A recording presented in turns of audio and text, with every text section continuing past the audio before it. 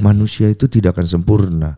Kalau lu mau pasangan kayak begitu, anggap pun Tuhan kasih pasangan yang seplek-plek seperti apa yang lu mau. Masih ada rasa penasaran gak sama orang itu dalam diri lu?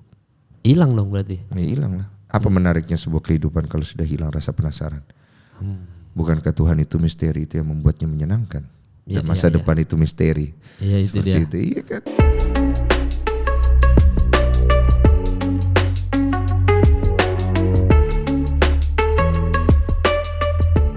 Selamat datang kembali ke Bertahan di Industri, dan bintang tamu kali ini, waduh, ngajak beliau ini susah sekali ya. Tapi saya mengidolakan beliau ini dari tahun 2003 ya, karena kan saya juga main basket. Jadi dari 2003 saya sudah mengidolakan beliau ini zaman Nuvo Kobatama ya. Waktu itu ikut slam dunk kontes juga gitu. Walaupun sebenarnya saya tim Marlon Adirangga, tapi abang yang satu ini emang ya sudahlah, dia juga jadi MVP juga, jadi diidolakan banyak orang. Dan gue kaget ketika beliau satu ini tiba-tiba menjadi selebritis, karena itu tuh dari role model pemain basket tiba-tiba jadi selebritis gitu. Ada Bang Denny Sumargo, gokil. Hai guys, thank you Kemal. Akhirnya udah kayak ngundang Najwa Shihab Bang, panjang banget. Curhat ya? Iya. Mbak Najwa kesini, kasihan dia nungguin udah sebulan. Iya, sebulan dari liburan Qatar, Mbak Nana. Dia bingung kali mau ngobrol apa sama lu. Enggak, dia mau. Oh dia mau ya? Baik Mbak Nana. Iya, ditunggu Mbak Nana di sini. Ditunggu, tapi Bang Den kan lu signifikan itu Bang ya, maksudnya dari atlet basket tiba-tiba jadi selebritis. Itu tuh lu rencanain apa kagak tuh Bang Den? Enggak lah kan. Enggak. Itu kan udah gue jelasin di semua tempat.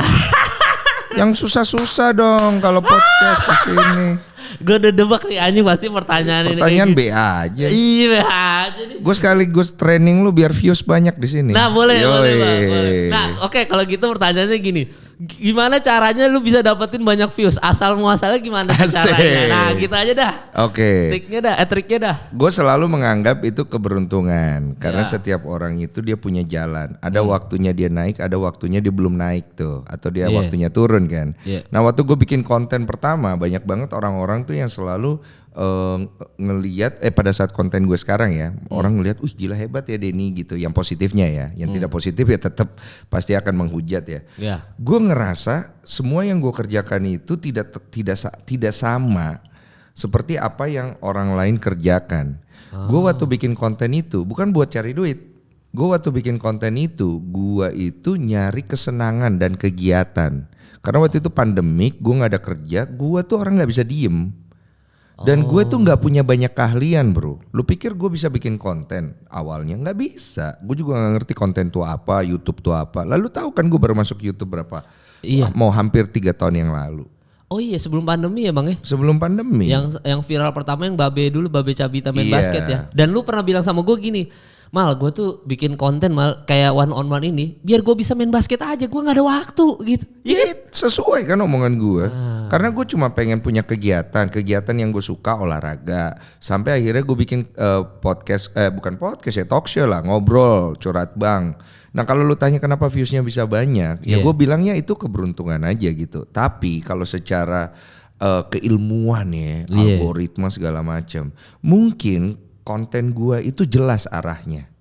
Gimana Bang? Jadi core-nya itu jelas. Jadi contohnya gini ya, misalnya kita punya channel itu kuliner. Tiba-tiba kuliner itu lu masukin sport atau konten vlog yang tidak ada kulinernya. Itu dia ngerusak lu punya raport, kalau istilah gua, raport daripada channel lu. Karena kalau kita ngebangun sesuatu, ini menurut so tau gue ya, pada saat kita bangun itu core-nya harus jelas lu mau kemana. Misalnya lu ngobrol, oke ngobrolnya jangan hilang. Ngobrolnya apa? Itu jangan hilang, karakter itu jangan sampai hilang di dalam channel itu, karena orang datang ke situ mau lihat itu. Misalnya lu bikin konten lain, pasti akan jauh lebih kecil. Kenapa? Karena gue nggak mau lihat konten itu di situ. Gue mau lihatnya misalnya lu bikin kuliner nih, gue udah ada tempat nonton kuliner. Ngerti kan maksud gue? Nah itu pertama kali gue belajar bikin konten, itu pengetahuan pertama yang gue dapet. Makanya gue bikin channel itu lebih dari 1. Gue ada pebasket sombong, gue ada curhat bang, gue ada The Sumargo. Yang vlog lu ya? Iya, vlog keluarga. Terus gue ada Denny Sumargo Short. Dan rata-rata subscribernya 300.000, udah jutaan. Karena dia core-nya jelas, dia mau kemana arahnya gitu. Dan orang udah tahu kalau dia pengen nonton sesuatu yang berhubungan dengan gue, di mana tempatnya. Sama kayak lu kok. Iya kan? Jadi kan lu berangkat dari komika, dulu lu bikin konten seputar komika, core-nya lari ke sana. Nah sekarang lu bikin podcast ini kan, agak berat kan naiknya kan? Karena campur-campur itu bang. Karena campur-campur, tapi nggak apa-apa. Tapi nggak apa-apa, semua takes time kan.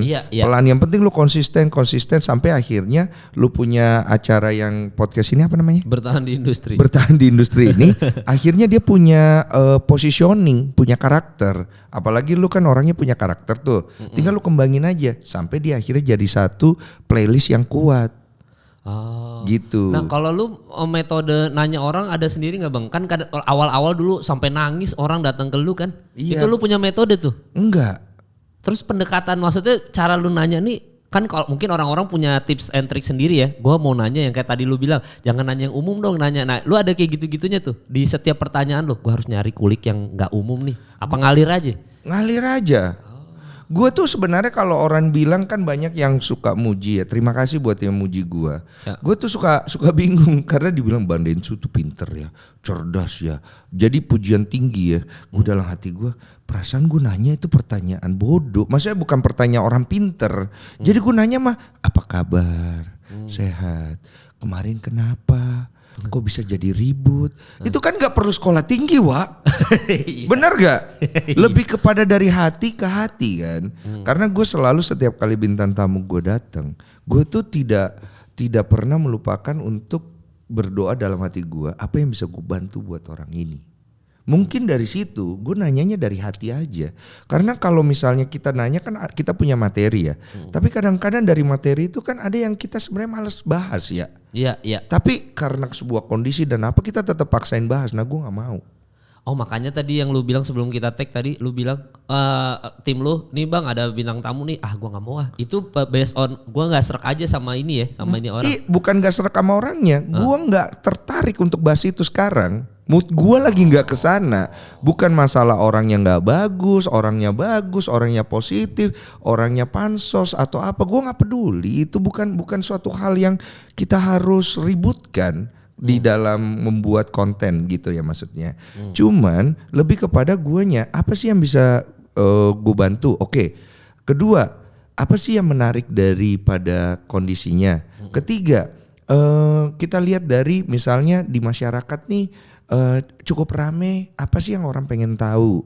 Ya. Nah kalau gue akhirnya masuk ke situ, oh ya ini oke nih, yuk gitu ngobrol yuk. Dan gue nggak bisa podcast orang atau ngobrol sama orang itu dalam seminggu setiap hari.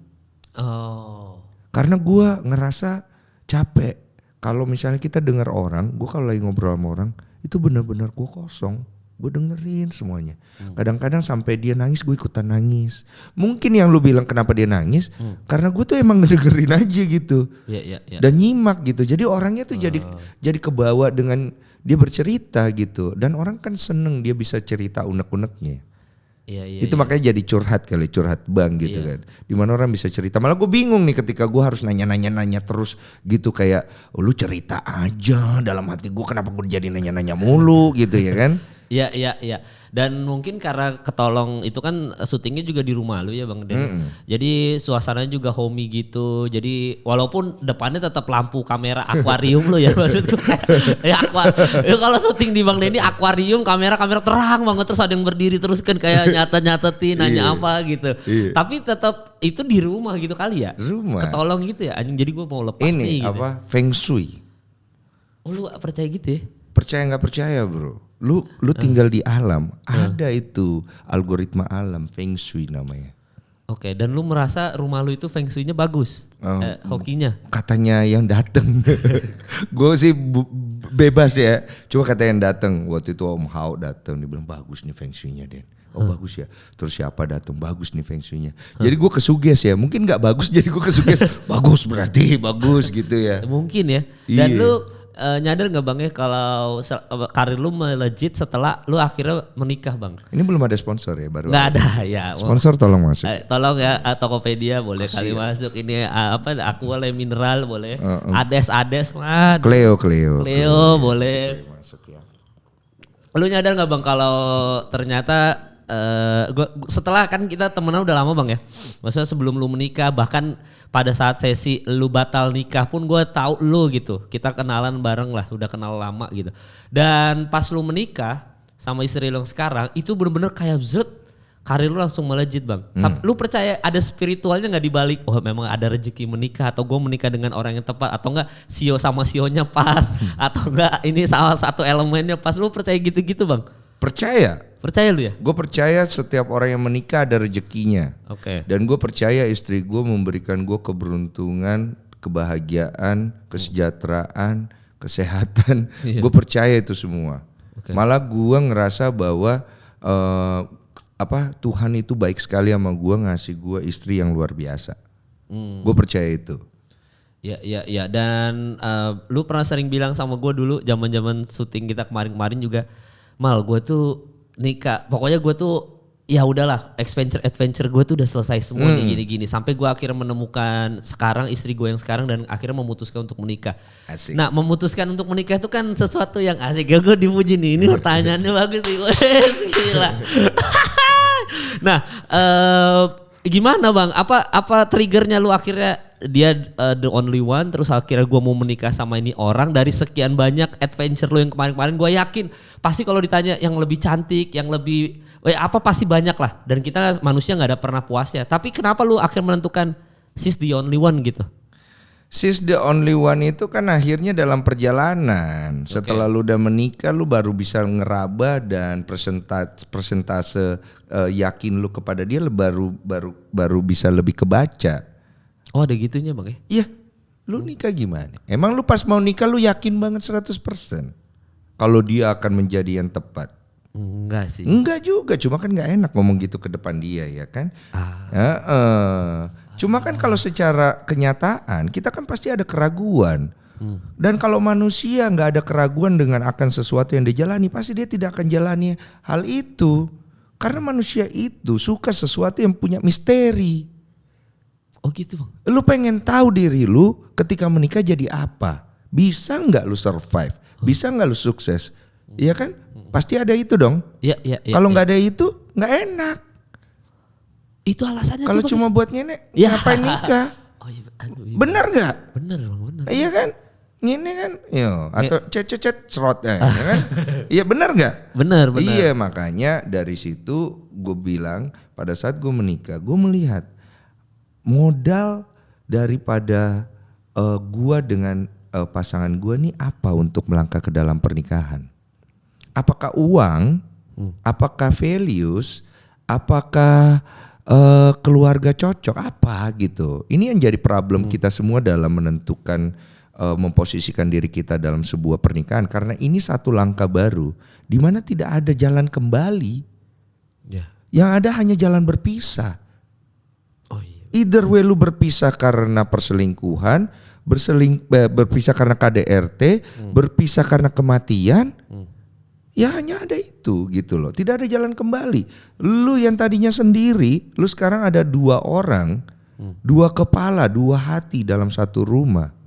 Rasanya itu seperti sampah kalau lu tinggal dengan orang yang gak cocok. Nah tinggal lu mencari apa sih frekuensi visi misi dari lu dan dia yang bisa menghidupkan pernikahan lu. Karena itu kan semacam biji lagi biji lato-lato ya. Analoginya gitu. Biji apa? Biji yang mau tumbuh yang kita tanam. Aku nyiram, dia nyiram. Kamu nyiram, dia nyiram, dia nggak nyiram, kamu nyiram, dia nggak nyiram, kamu nyiram, dia nggak nyiram, kamu nyiram. Lama-lama kok kamu nggak nyiram. Nah dia nyiram lagi, kamu nyiram, sehat. Iya kan? Ya. Jadi ketemu di tengah nih semuanya. Komprominya ada gak nih? Kalau dalam sebuah pernikahan komprominya udah gak ada, gimana kita mau jalanin?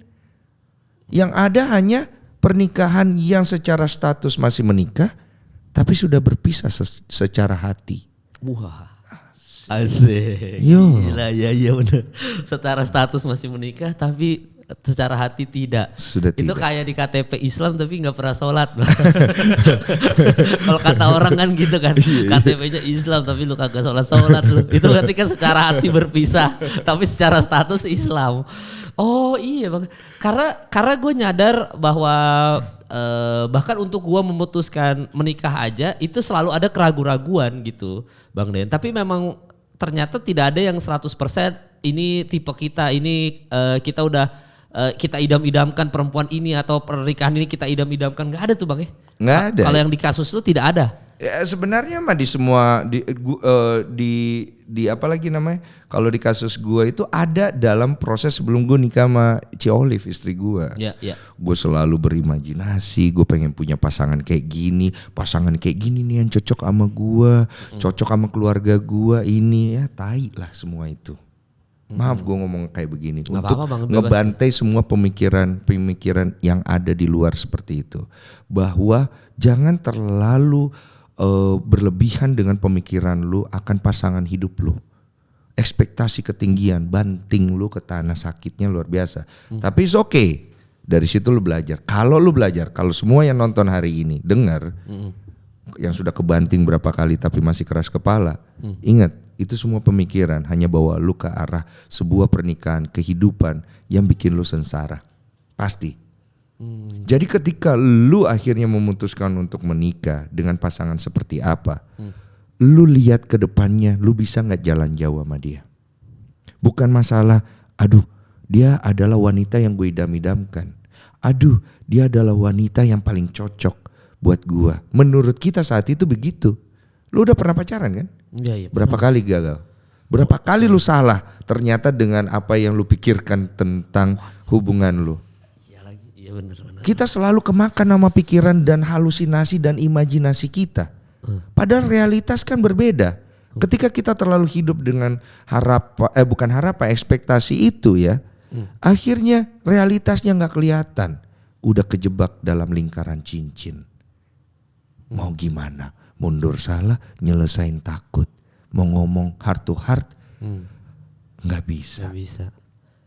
Aduh iya. Tapi dari Ci Olive tuh dari 3 yang lu sebutin tadi ada value. Apa aja tadi bang? Value. Ada values. Apalagi tuh yang bikin pernikahan lu untuk menentukan gua harus menikah sama dia, lihat values, keluarga, menyatukan tadi itu loh values, keluarga. Ci Olive nih dari 3 poin yang tadi lu sebutin nih masuknya kemana nih? Dia punya values. Values nomor 1. Values itu apa aja? Dia sangat mengutamakan integritas.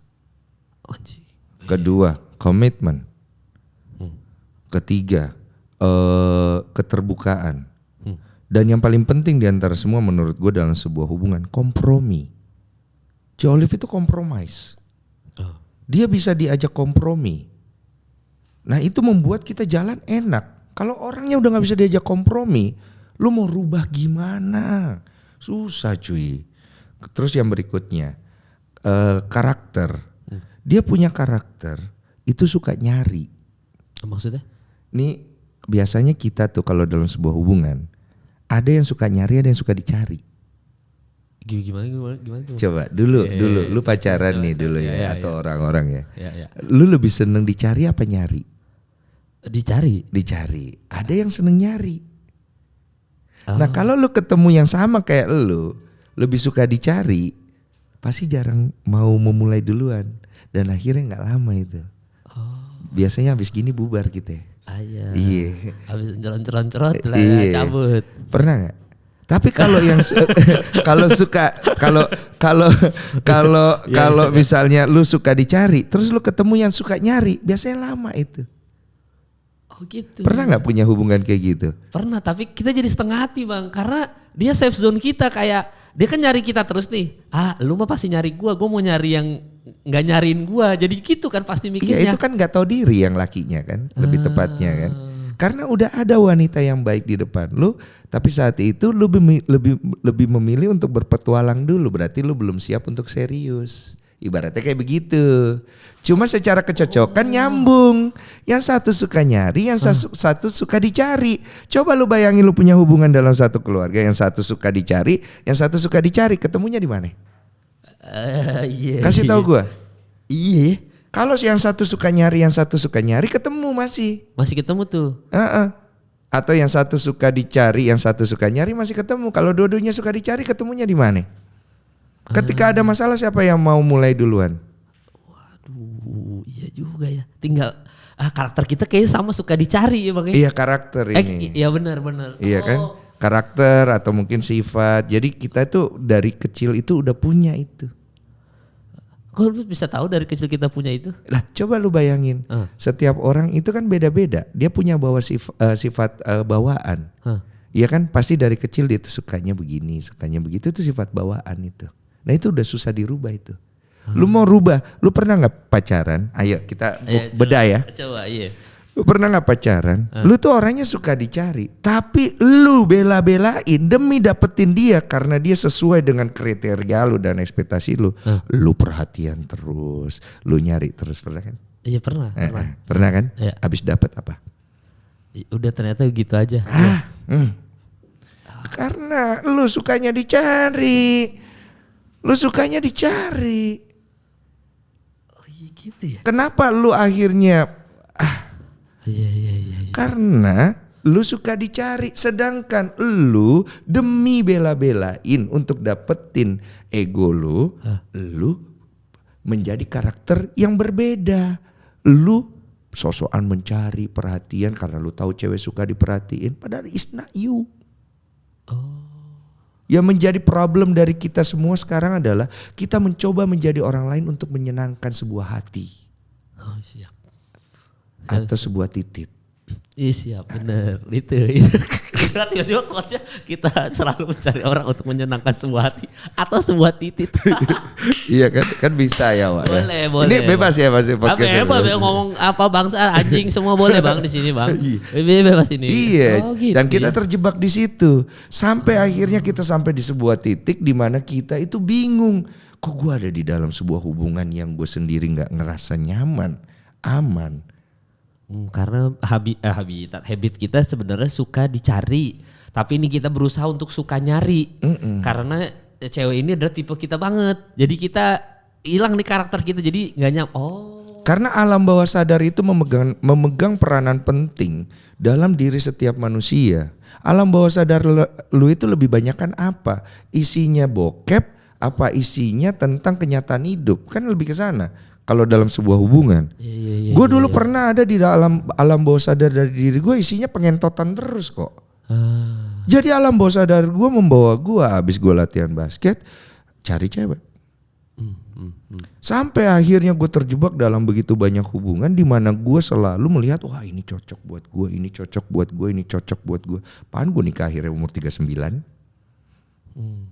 Dan akhirnya apa yang baik buat gue terlewatkan. Ada di antara wanita-wanita itu. Ternyata yang anjing gue begitu Bang. Iya. Ada tuh momen-momen begitu gue. Ya tadi kan misalkan gue ketemu cewek yang suka nyari gue nih. Suka nyari. Dan gue di-treat enak jadi gue nyaman apa segala macam. Gue ngerasa bahwa ini safe zone gue.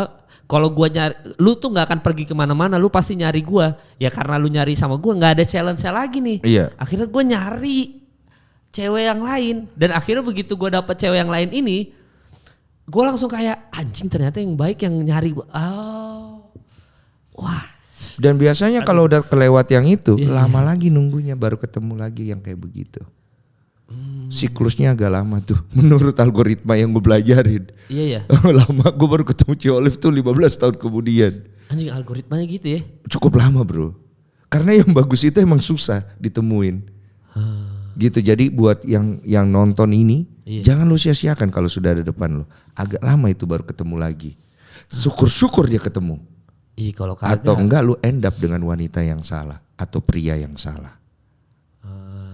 Agak lama tuh. Karena ini menurut pengalaman gue ya. Ya dan dari pengalaman lu nanya-nanya bintang tamu lu juga ada kan kasus-kasus kayak gini soalnya kan. Gue belajar juga dari orang. Tapi pengalaman gue, kenapa gue bisa ngomong kayak begini? Gue mengalami proses pencarian.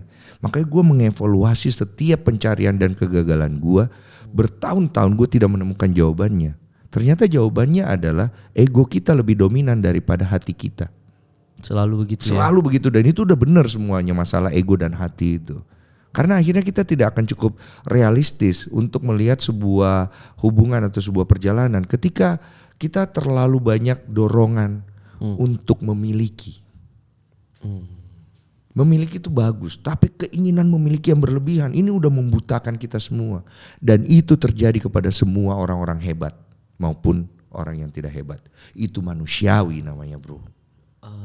Cuman yang penting adalah kita mengingatkan diri kita bahwa itu ada. Ya, ya. Jangan sampai kita tutup mata atau keras kepala bahwa gue gak akan seperti itu. Semua orang yang berpikir tidak akan seperti itu berakhir dengan kekecewaan. Termasuk gua.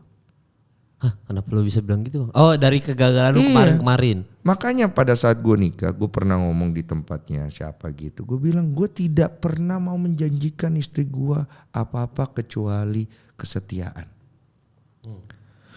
Gue bilang sama istri gue, yang saya akan setia. Tapi saya tidak bisa janji kita bercerai atau tidak. Karena perceraian itu adalah sebuah perpisahan yang bisa terjadi, bisa bukan hanya dari jalur perselingkuhan. Iya kan? Bisa karena mungkin tidak cocok, mungkin apa di dalam rumah tangga. Tapi yang saya bisa janji, saya berikan kamu kesetiaan saya. Seperti saya memberikan kesetiaan saya kepada Tuhan saya.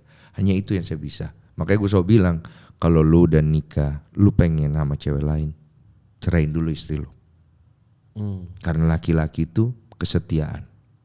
Ininya ya, apa kualitas kita dilihat dari situ ya. Number one, Tuhan kita setia, kita diciptakan menurut rupanya, citranya, kita harus memiliki nomor satu, values kesetiaan. Kalau kita sudah tidak setia, dibawa ke belakang semua, hancur.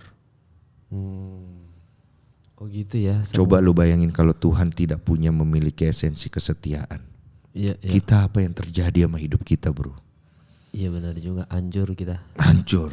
Iya, iya. Hancur karena akar dari segala kejahatan berawal dari ketidaksetiaan. Kenapa bisa bilang gitu, Bang? Coba kalau lu lagi pas gini, lu ingat Tuhan, berhenti apa enggak? Berhenti. Tapi kalau enggak ingat, lanjut. Setia apa enggak tuh?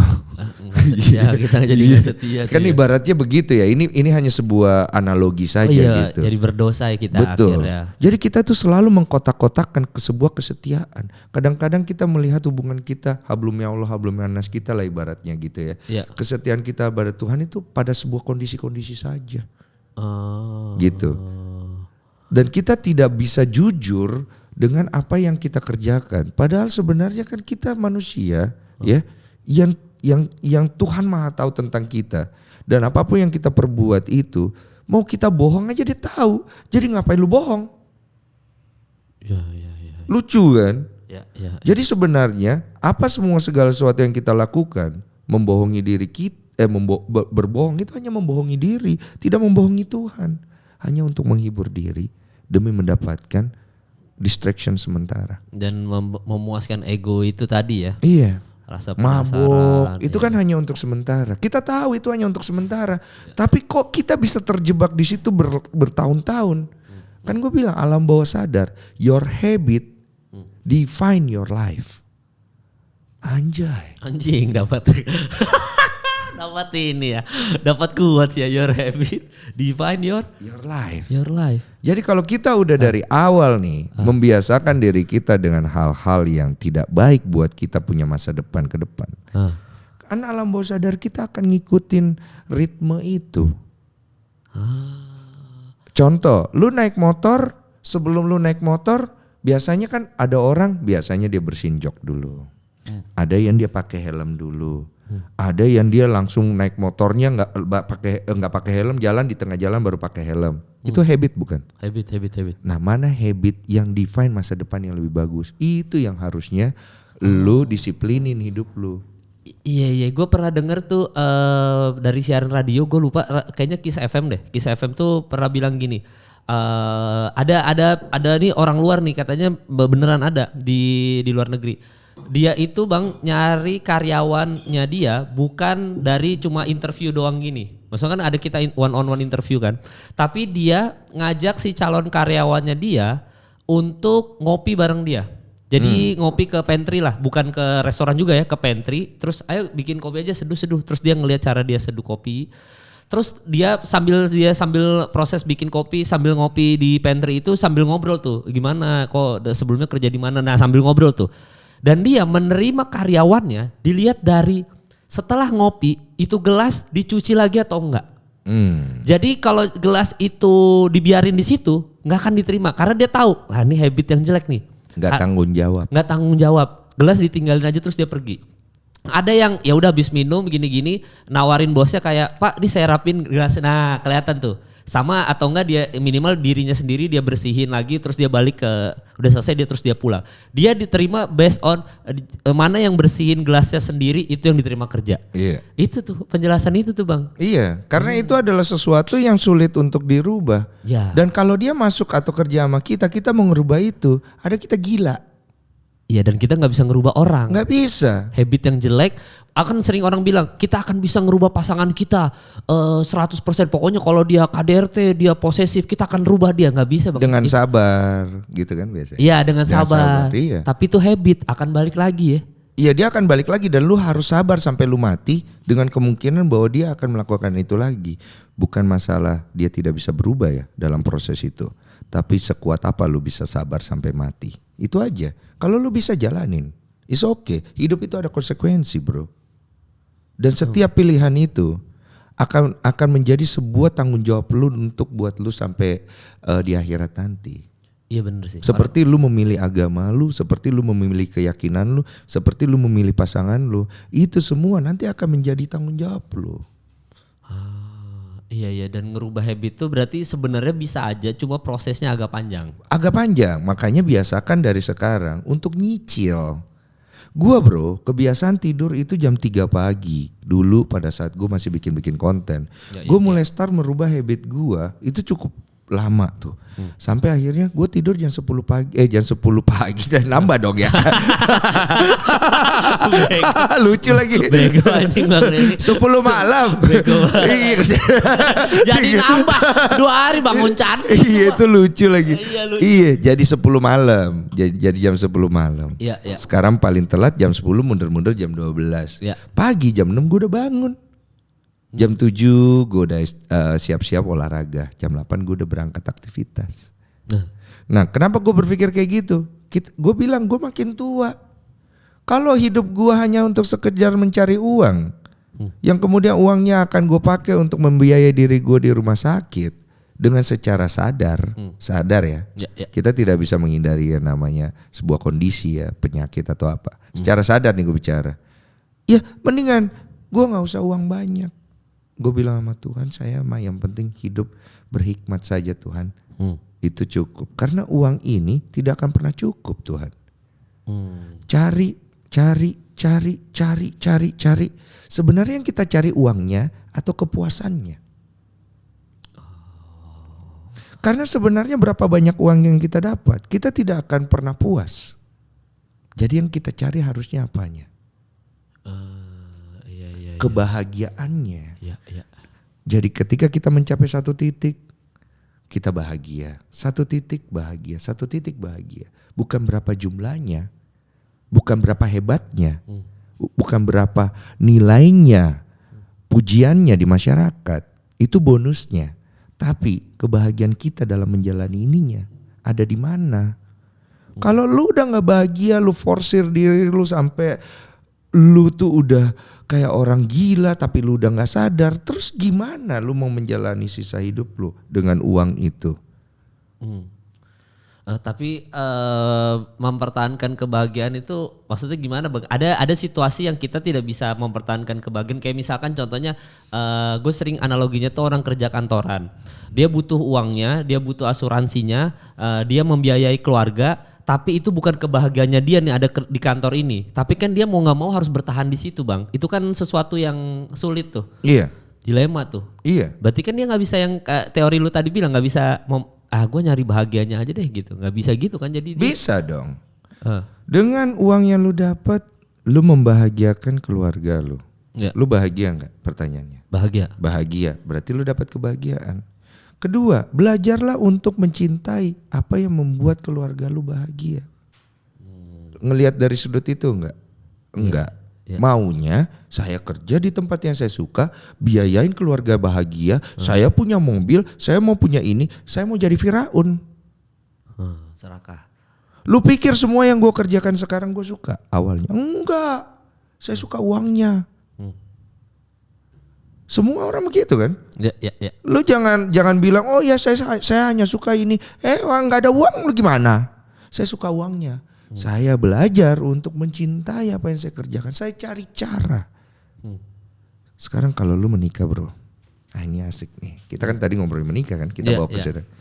Lu ketemu seorang wanita, values-nya bagus. Tapi rasa cinta lu tidak seperti dengan mantan-mantan lu yang dulu. Tidak semenggebu-gebu itu. Oke, kebayang gue analoginya terus. Kebayang apalagi jalanin. Iya kan? benar. Sekarang gue mau nanya sama lo. Iya. Kalau ditanya bahagia, enggak terlalu sih. Terus lo akan biarkan itu hilang begitu saja kebahagiaan lo. Lo mau buang itu wanita. Lo mau cari wanita lain. Lo mau petik mangga setiap hari. Lo mau ke Delta. Pertanyaannya itu, apa lo mau hadapin itu dan memupuk kembali supaya kebahagiaan itu tumbuh? Ya, memupuk kembali. Nah itu yang harus dilakukan. Bukan meninggalkan apa yang memberikan lu kebaikan. Seperti contoh tadi, pekerjaan lu ngasih lu kebaikan. Buat keluarga lu bahagia.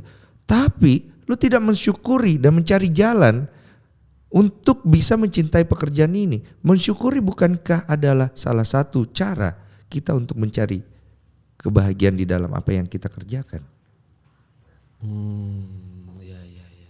Berarti mau nggak mau tetap harus berusaha sekuat mungkin mencintai ini, karena pekerjaan ini walaupun tidak kita cintai memberikan kebaikan buat kita ya. Iya. Dan bisa membiayai keluarga tadi. Mau nggak mau harus bersyukur karena banyak orang yang tidak bisa bekerja. Lu punya pekerjaan, bersyukur aja walaupun tidak cinta 100% sama pekerjaan itu gitu Bang ya. Iya, kan sekarang lu sama istri lu tidak cinta 100% kan awalnya. Lu nikah emang 100% ini? 100%. Kalau dia bilang, sayang kamu cinta sama aku, iya 100% iya. Kamu mau gak mati buat aku? Mau? Iya benar. Mikir lu sekarang. Iya juga. Iya. Kecuali dalam sebuah kondisi di mana akhirnya cinta lu sudah tumbuh begitu besar, dia lagi sakit, lu dalam sebuah momen lu berdoa sama Tuhan, Tuhan ambillah nyawaku, ganti untuk istriku supaya bertahan hidup. Berarti cintanya sudah sangat besar. Kalau sekarang itu terjadi sama lu kan lu belum tahu apa sebesar apa, maka hidup itu akan menguji cintamu. Kan gitu. Maka kita belajar untuk lebih mencintai apa yang ada yang Tuhan kasih. Pasangan, pekerjaan, ya kan? Ya. Uang tabungan yang cuma 50.000. Orang-orang sekitar kita, kesehatan kita. Barang siapa mencintai semua yang Tuhan berikan kepada dirinya, dengan mensyukurinya, Tuhan tambahkan. Ya. Barang siapa tidak mencintai, Tuhan ambil. Lu pilih. Ya. Dan mau nggak mau memang kita harus berkorban dan berproses ya Bang, untuk apa istilahnya itu, berusaha sekuat mungkin mencintai hal yang ya itu emang perdebatan yang sulit Bang. Maksudnya kita kan nggak tahu hidup kita ke depannya gimana ya. Kita berusaha mencintai satu bidang ini padahal kita nggak cinta-cinta banget, tapi ya kita harus bersyukur supaya nikmatnya ditambah. Sebenarnya kan nggak harus juga. Gue bilang kenapa nggak harus gini bro. Hidup itu ada konsekuensi. Kalau lu mau memilih menjalani sebuah pekerjaan atau sebuah kondisi yang akan terjadi secara realistis bertahun-tahun, dengan cara untuk menutup mata, menutup kenyataan bahwa lu tidak terlalu mencintai ini dan lu nggak mau hadapin, ya lu mati dengan itu. Ya, tapi di titik mana kita memutuskan untuk akhirnya kita cabut Bang? Maksudnya oke, ini kan pekerjaan ini misalkan kita analogi tadi pekerjaan yang paling gampang lah ya, soalnya nggak menyinggung siapa-siapa, tapi banyak relate sama semua orang. Di pekerjaan ini dia ngasih kebahagiaan, maksudnya kan kita mau nggak mau kita harus ngulik apa kebahagiaan yang kita dapat dari pekerjaan yang sebenarnya tidak 100% kita cintai. Itu dulu pertama kan. Ya. Terus yang kedua adalah kapan kita harus cabut, memutuskan untuk cabut dari hal yang sebenarnya ngasih banyak kebaikan untuk kita. Kapan momennya kita memutuskan, gue harus cabut nih anjing gitu. Kalau ada kesempatan untuk mendapatkan yang lebih baik. Makanya ketika lu bekerja di satu company, di satu perusahaan atau satu bidang, jadilah yang terbaik. Supaya lu dapat kesempatan yang lebih baik. Lu berharap kesempatan yang lebih baik sendirinya, lu tidak membangun, bekerja keras untuk mengadakan kapasitas lu yang lebih besar. Orang mau hire lu gimana? Lu punya karyawan, lu lihat orang kerja, ya kerjanya nggak bagus.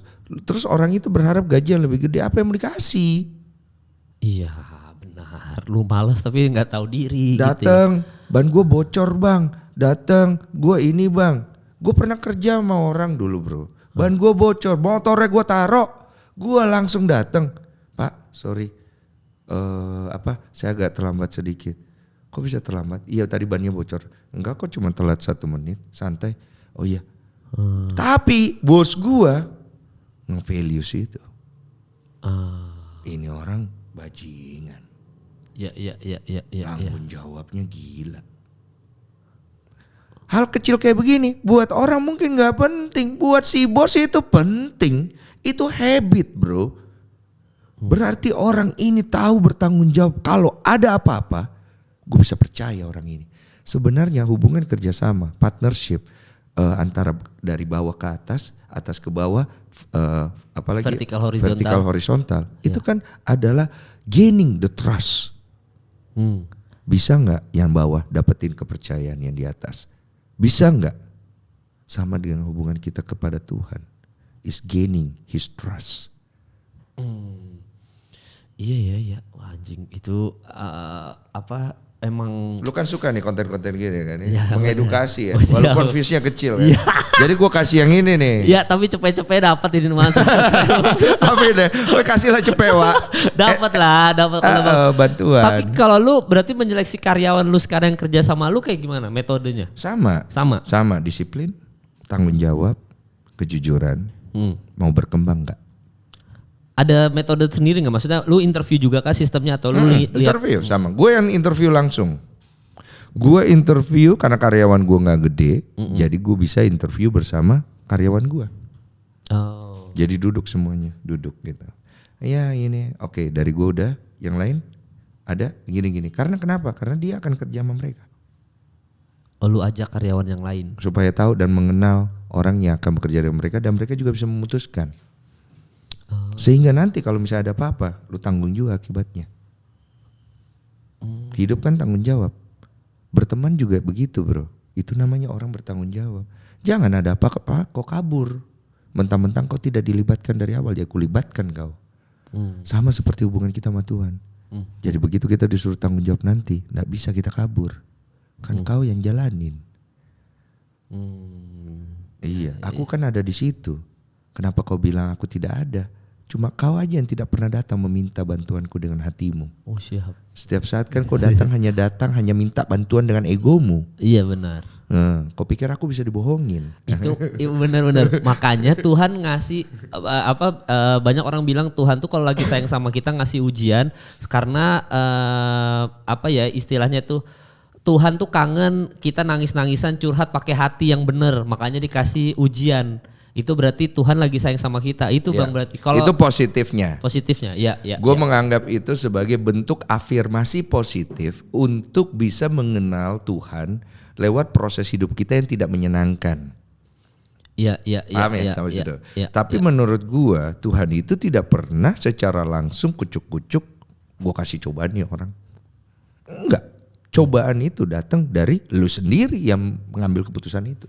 Iya. Tapi cobaan itu adalah obstacle yang Tuhan sudah sediakan atau izinkan untuk ngebentuk lu lebih baik ke depan. Jadi semua udah ada algoritmanya bro. Lu ke kiri ini resikonya, ke kanan ini resikonya. Tinggal lu bagaimana berproses dengan apa yang lu pilih.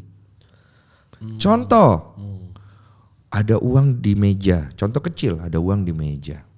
10 juta bro, nggak ada orang. Itu Tuhan yang ngasih lu cobaan di situ. Lu menganggap itu cobaan. Lu menganggapnya apa? Kan itu perspektif lo.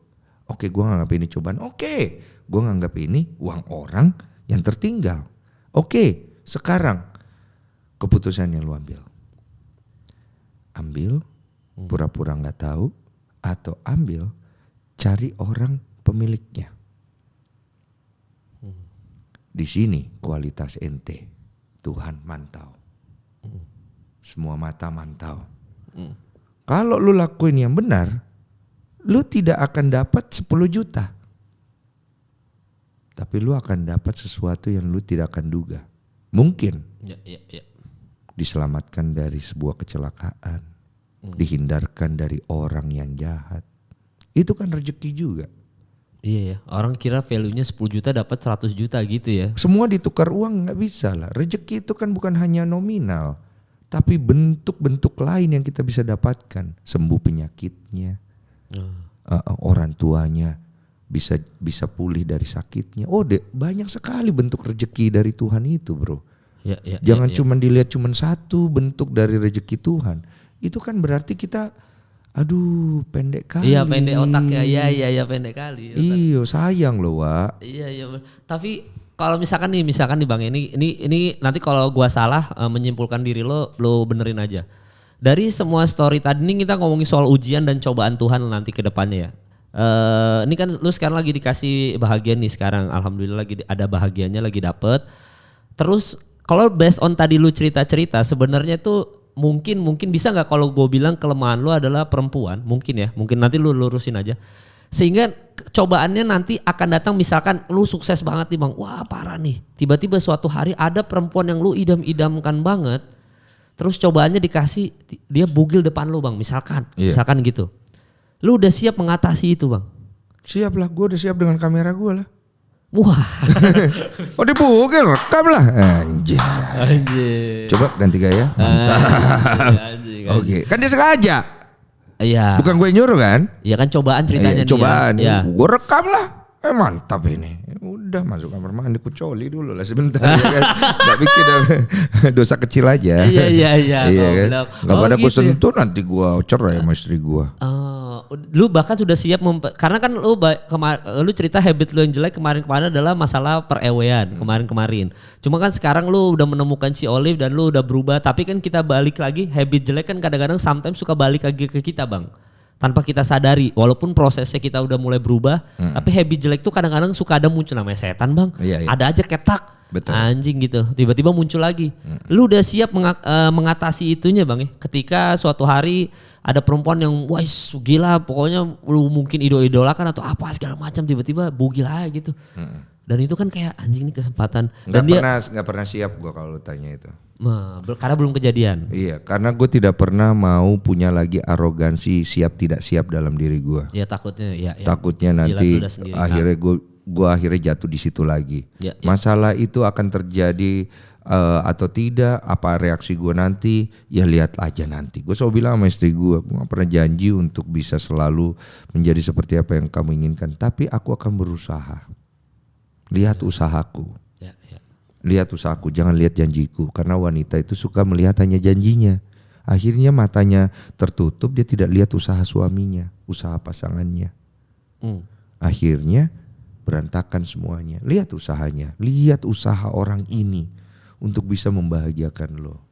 Lihat usaha orang ini untuk memberikan rasa aman dan nyaman buat lo. Jangan cuma mau lihat apa yang lo mau lihat. Gue tuh mau suami kayak gini, gue mau istri kayak gini. Jangan dong. Manusia itu tidak akan sempurna. Kalau lu mau pasangan kayak begitu, anggap pun Tuhan kasih pasangan yang seplek-plek seperti apa yang lu mau. Masih ada rasa penasaran gak sama orang itu dalam diri lu? Hilang dong berarti? Ya hilang lah. Apa menariknya sebuah kehidupan kalau sudah hilang rasa penasaran? Bukankah Tuhan itu misteri, itu yang membuatnya menyenangkan? Dan masa depan itu misteri. Seperti itu, iya kan? Iya. Lu main game, udah tamat. Ya karena gak ada serunya, ya. Mau main lagi? Main ya ngisi bosen. 2 kali, 3 kali, 4 kali. Ganti game. Gue tuh pernah nonton satu dokumenter Bang, judulnya Stats. Jadi STUTZ ya. Dan ini didirect sama Jonah Hill lah. Ini dari Randika Jamil juga nih, Mas Dika teman gue yang ngasih tahu gue. Jadi gue nonton dokumenternya di Netflix. Jadi ada 3 hal kalau salah, gue tuh suka salah menjelaskan film Iya, bang. iya, Jadi iya. nih buat netizen nih anjing nih. Gak apa-apa. Buat netizen kalau bisa. Biarlah lu salah, itu kasih kesempatan buat mereka berkomunikasi sama lu. Iya, dari dua arah kalian benerin aja lah. Jadi ada 3 poin di kehidupan kita yang tidak mungkin bisa hilang bang. Itu pertama adalah pain is always there. Berarti rasa sakit itu is always there.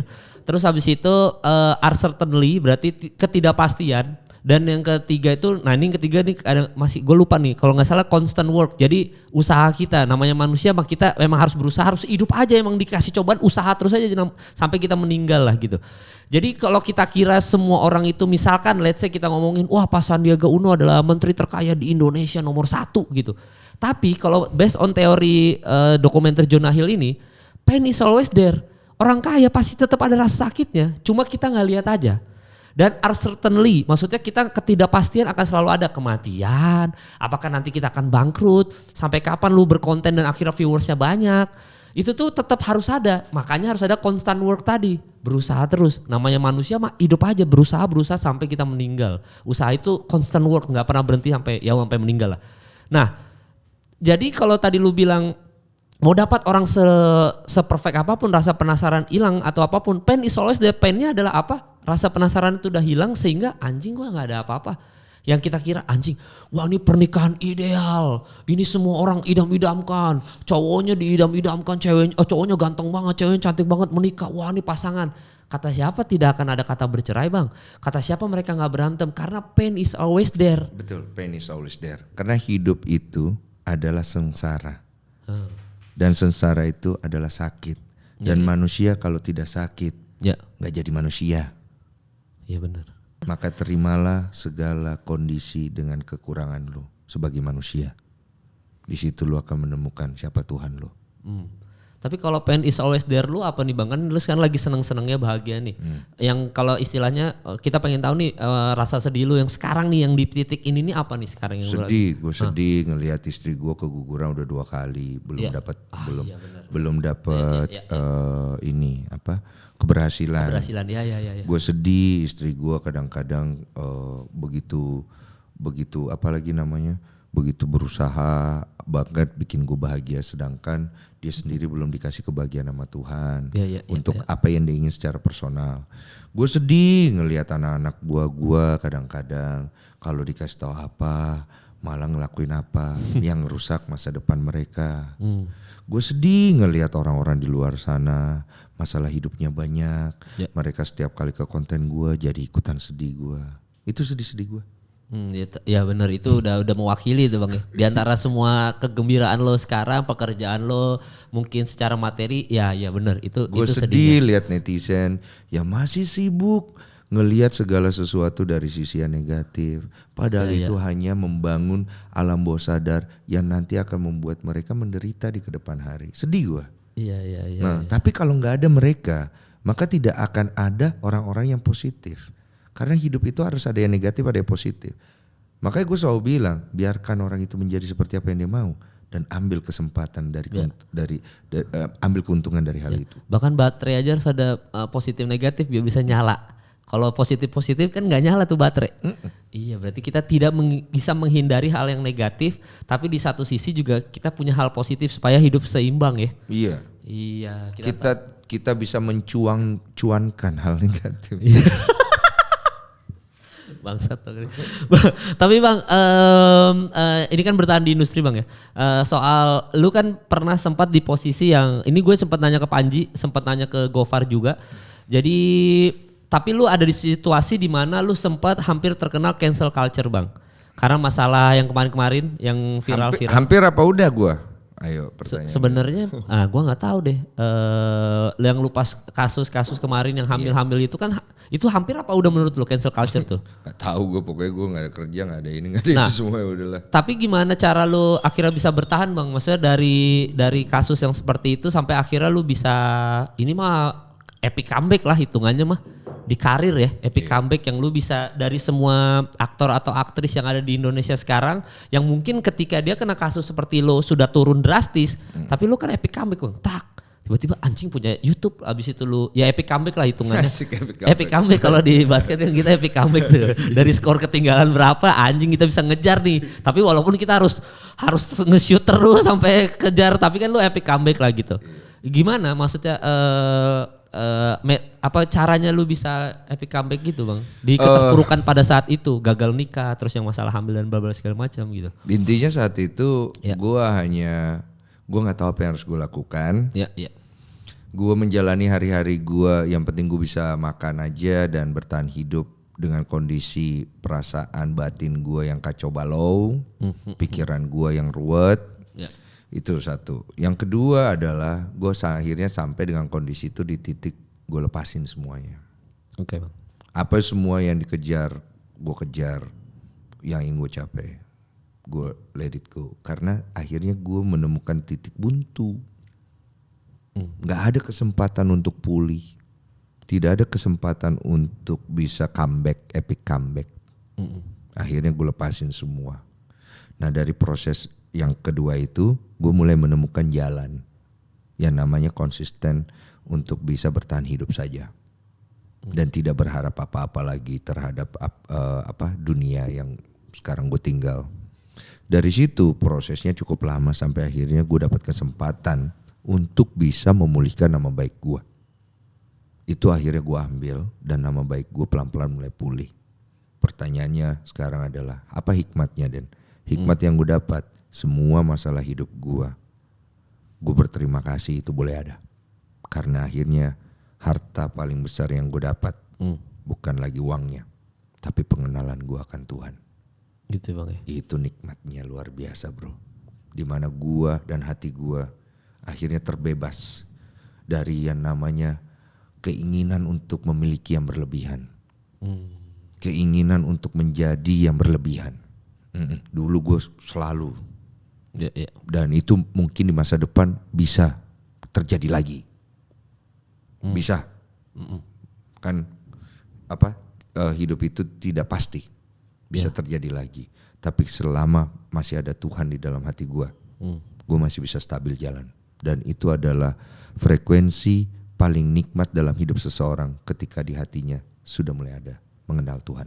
Jadi itu nanti kalau yang itu soal bad habit itu lagi tadi bang ya, ketika kembali lagi, dan itu sebenarnya sudah terlihat semenjak lu main IBL aja udah kelihatan tuh ego yang membara, membesar, dan lu maksudnya dikasih banyak kegagalan justru sebenarnya. Dari IBL pun dikasih cedera apa segala macam. Jadi kayak proses-prosesnya itu anjing di saat gua ngejar ego, Tuhan ngasih anjing cedera lagi gua.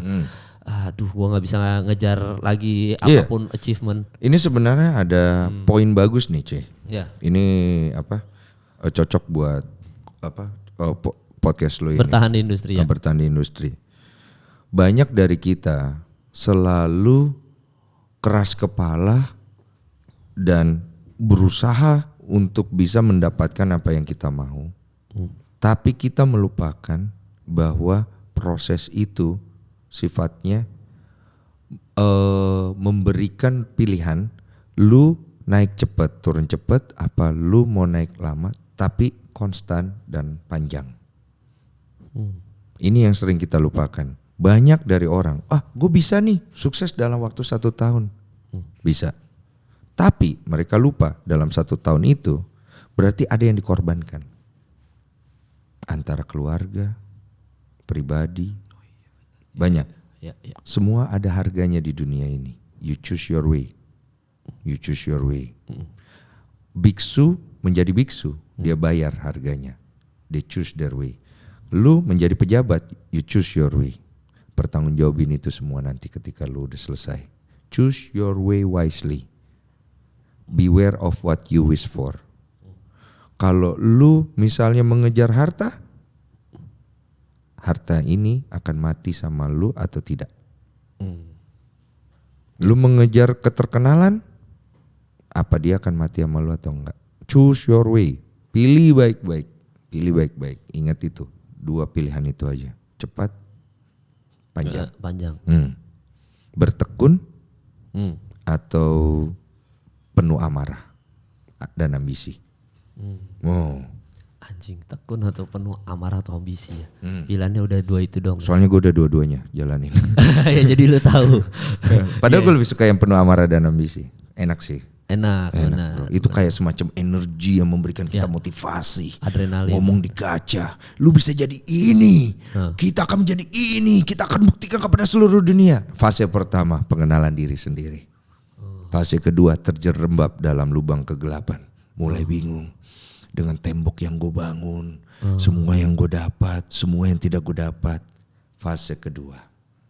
Fase ketiga, mulai ngerasa gak punya harga diri. Fase keempat berdamai itu udah semua. Berdamai dengan diri sendiri. Fase kelima, tidak merasa diri siapa-siapa. Udah masuk-masuk tuh fase-fase itu tuh. Ya.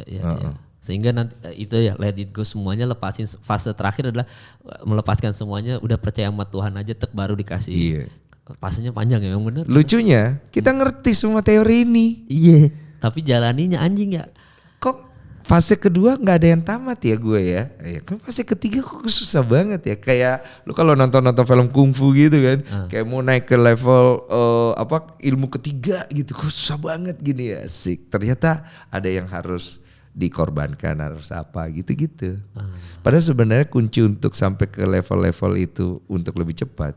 Untuk yang Muslim kan ada al-ikhlas ya. Iya. Nah, di Kristen ada berserah, penyerahan diri ibaratnya. Jadi itu sebagai kuncinya. Tapi untuk kesana lucunya adalah lu tidak akan bisa ngelakuin itu walaupun lu tahu teorinya. Karena lu akan mendapatkan kuncinya dalam prosesnya. Bangke banget. Panjang ya. Bangke banget cuy. Bangke banget cuy. Lu baca bukunya, lu ingat setiap hari. Bukan berarti lu bisa jalanin. Tapi kalau lu udah jalanin, lu gak perlu baca bukunya. Lu bisa tulis itu buku pasti. Iya. Bahkan untuk orang yang nonton ini pun lu udah menjelaskan itu, tapi mereka menjalankannya harus lu sendiri yang jalanin. Iya. Nih ada nih pasti yang ngangguk-ngangguk sembari nonton nih. Mungkin dia udah di fase itu, tapi ada yang kayak mikir, dia belum tuh. Belum. Dia ngomong apa ya anjing ya? Kok gue belum di situ ya ini gue. Dia ngomong apa sih? So tahu nih orang nih, so pinter nih orang nih, so ini nih orang nih, ada tuh itu ada tuh. Anjing iya benar. Iya kita ngerti teorinya tapi ya sama kayak waktu Mbak Jiwo bilang saya itu butuh 35 tahun Kemal untuk sadar bahwa uang itu bukan segala-galanya. Mbak Sujiwo ngomong gitu. Yeah. Dan yang komen selalu, ya Mbak bisa ngomong kayak gitu karena sekarang posisinya Mbak punya duit. Coba ngomong pada saat gak punya duit Mbak ngomong begitu. Saya tidak peduli uang bablas segala macam karena tidak membawa kebahagiaan. Ya karena lu udah punya duit ya. Iya. Tapi yang ngomong itu ada benernya juga. Waktu gua dulu nggak punya apa-apa, gua kan punya filosofi bahwa uang bukan segala-galanya, itu nggak penting. Tapi ternyata pas nggak punya duit penting bro. Tapi begitu udah punya duit memang akhirnya jadi berfilosofis. Iya, jadi orang sukses akan berfilosofi, ya kan? Orang yang belum sukses akan komplain. Dan dia bener harus ngejalanin itu dulu sampai dia sadar di titik itu. Manusia itu harus menjalani apa yang dia pikirkan. Ya. Jadi kuncinya akhirnya udah cukup jelas. Beware of what you think, beware of what you wish. Tapi no problem. Kenapa? Kalau lu berpikir akan sebuah keburukan, itu akan lu jalani supaya lu tahu kenyataannya seperti apa. Lu akan diuji oleh kehidupan ini akan apa yang lu pikirkan dan lu takuti. Supaya lu tahu kebenarannya apa. Omongan lu sesuai gak dengan kenyataannya. Tapi kenapa gue bilang no problem? Lu akan dapat ilmu. Lu akan dapat hikmat. Lu akan dapat pengalaman. Seiring berjalan. Yang paling rugi dalam kondisi seperti itu orang-orang seperti apa? Orang-orang yang merasa dirinya selalu lebih hebat daripada orang lain. Arogansi di dalam diri kita. Keras kepala, keras hati. Itu orang-orang yang paling rugi. Dia kehilangan segalanya. Kehilangan inti kehidupan ini. Jadi tetap jalanin hidup kalian seperti yang kalian inginkan teman-teman semua yang lagi nonton. Kalau misalkan belum relate sama konten ini tidak apa-apa. Tapi kalau udah relate, udah ada di posisi ini, alhamdulillah dapat pencerahan dari episode kali ini. Thank you Bang Denny sudah mau datang. Akhirnya gokil gue ya. Seru ya? Iya seru ya. Gue bener Thank nih. Bukan jadi host sembarangan nih, tadi pertanyaan pertama gue aja langsung dikoreksi, tapi pokoknya sehat-sehat Bang Den. ya apapun yang terbaik untuk hidup lu nanti ke depannya kita nggak akan tahu akan ada kejadian apa lagi, tapi ya namanya manusia harus berusaha terus, harus belajar terus. Dan buat yang nonton mohon maaf atas kesalahan yang ada di episode kali ini, atas semua kesotoyan gua atau Bang Denny atau apapun itu yang kalian katakan. Gue dan Bang Denny minta maaf, dan kalau ada yang salah-salah informasi langsung aja dibenarkan di kolom komentar supaya ada tadi dua arah tadi. Iya. Ya, Dan ya. kalau kalian ngerasa konten ini terlalu berat, nggak apa-apa, cukup skip aja ke curhat Bang. Iya. Ya udah, oke siap, thank you Bang Denny, dan thank you udah nonton, sampai bertemu di episode selanjutnya.